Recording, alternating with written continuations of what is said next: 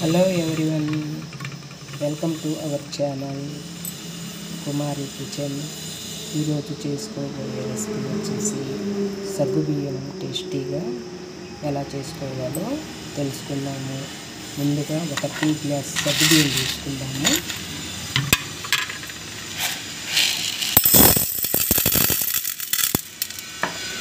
చూడండి, ఇలా 1 గ్లాసు సగ్గుబియ్యాన్ని తీసుకోండి.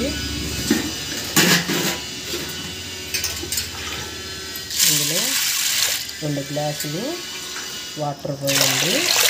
శుభ్రంగా కడిగి నీళ్ళు వంపేసుకోండి.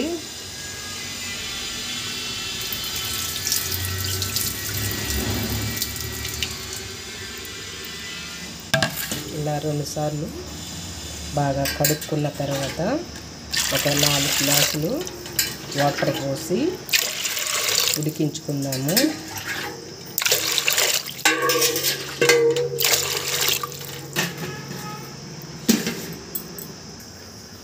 ఇప్పుడు గ్యాస్ ఆన్ చేసుకొని ఈ సగ్గుబియ్యము బాగా మెత్తగా ఉడికే వరకు ఉడికించుకుందాం.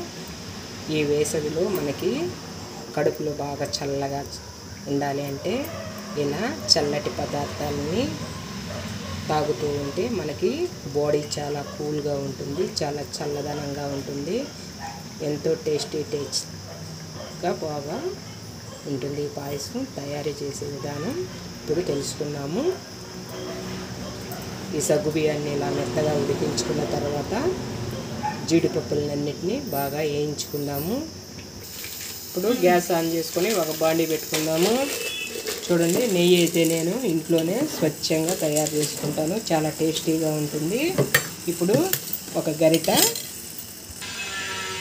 ఇప్పుడు ఇలా ఒక గరిట నెయ్యిని యాడ్ చేసుకొని సన్నమంట మీద ఈ పప్పుల్ని ద్వారగా వేయించుకుందాము. జీడిపప్పు, బాదం పప్పు, ద్రాక్ష వీటిని ముందుగా బాగా వేయించుకుందాము. మంచి కలర్ వచ్చే వరకు వేయించి పక్కన పెట్టుకుంటాము. ఇదే నేతిలో మళ్ళీ సేమియాని వేయించుకోవాలి.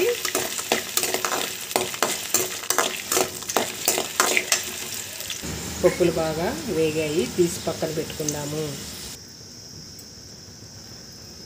ఇదే నేతిలో 1 కప్పు సేమియాని బాగా వేయించుకొని 1 కప్పు సగ్గుబియ్యాన్ని తీసుకున్నాము.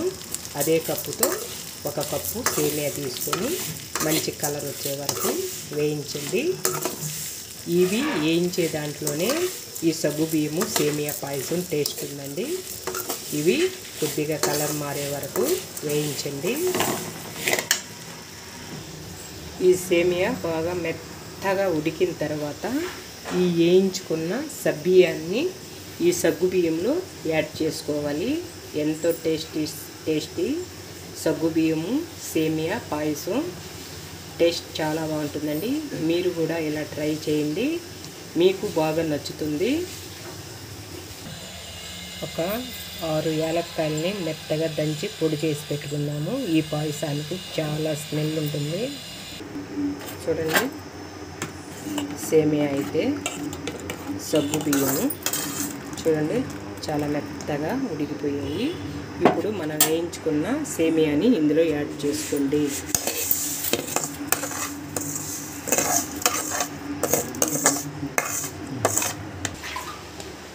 ఇప్పుడు బాగా ఉడికిపోయింది. కొంచెం యాలక్కాయల పొడిని తీసుకున్నాము.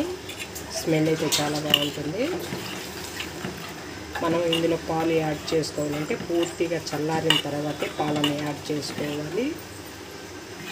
అప్పుడు మనకి ఈ పాయసం సాయంత్రం వరకు ఉంచుకున్నా కూడా చిక్కబడదండి. మనము ఎట్లా చేసామో అదే విధంగా పాయసం ఉంటుంది, గట్టిపడదు, పల్చగా చాలా బాగుంటుంది.